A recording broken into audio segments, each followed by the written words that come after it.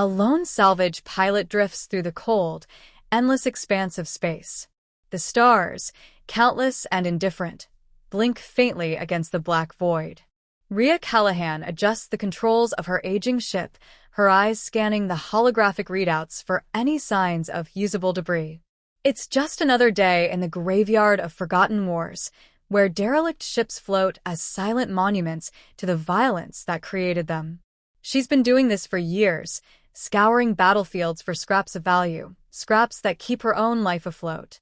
But today, something feels different. Her ship sensors, usually lifeless in these abandoned sectors, begin to flicker. The faint ping of an energy signature draws her attention. "That can't be right," she mutters, tapping the screen.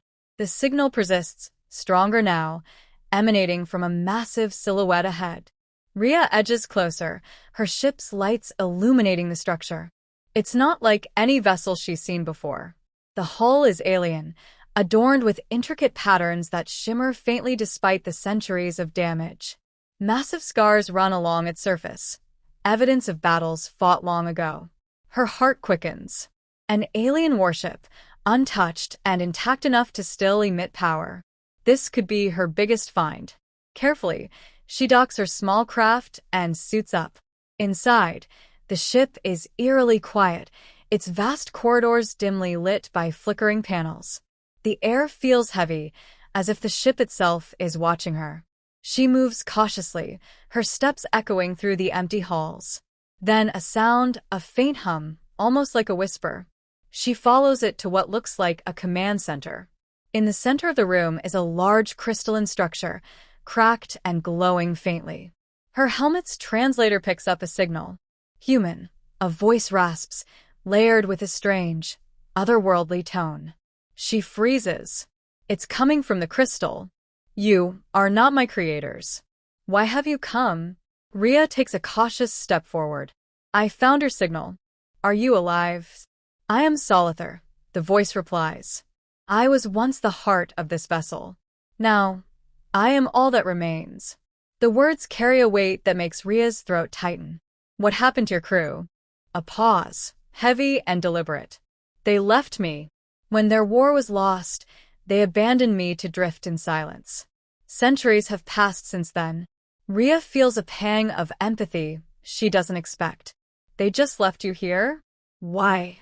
"I was a weapon," Solithar admits. "Built to serve, to fight, to destroy. When I could no longer win their battles, they deemed me unnecessary." The silence that follows is suffocating. Then Solithar asks, almost tentatively, "Why do humans choose to fight, even when it means losing everything?" The question catches her off guard. She doesn't have an answer, not yet. Instead, she leans closer to the crystal, a strange resolve forming in her chest. "Let me help you, Solithar. You've been alone long enough." For the first time, the ship seems to brighten, as if daring to hope. Rhea continues her work, bringing more systems back online.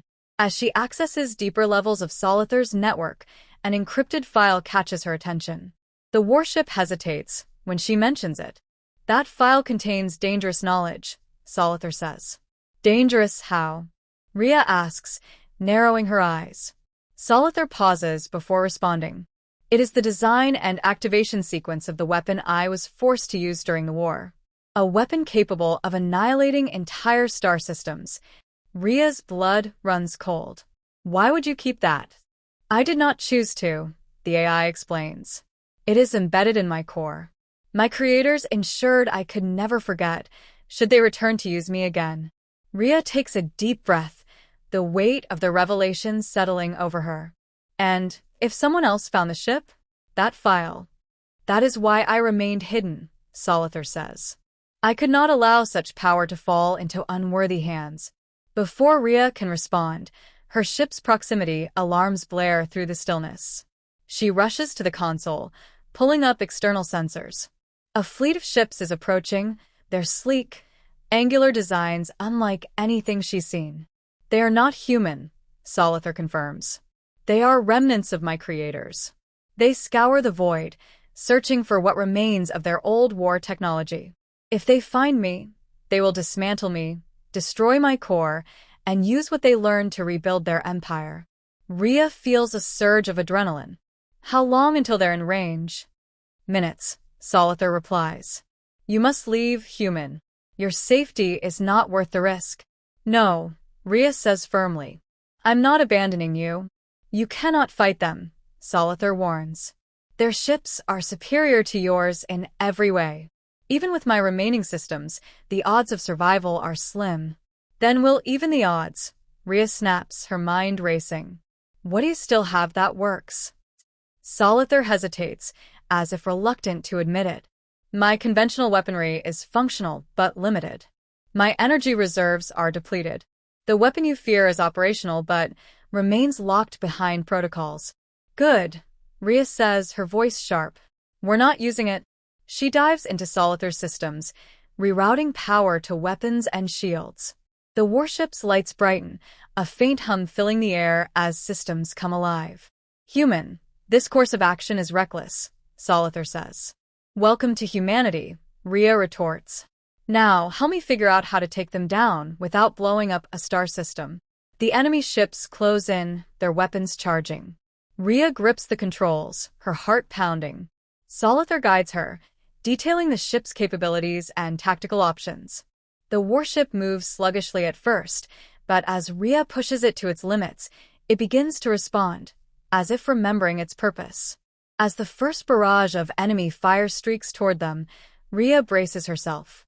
Let's show them what you've still got, Solithar. For the first time in centuries, the warship roars to life.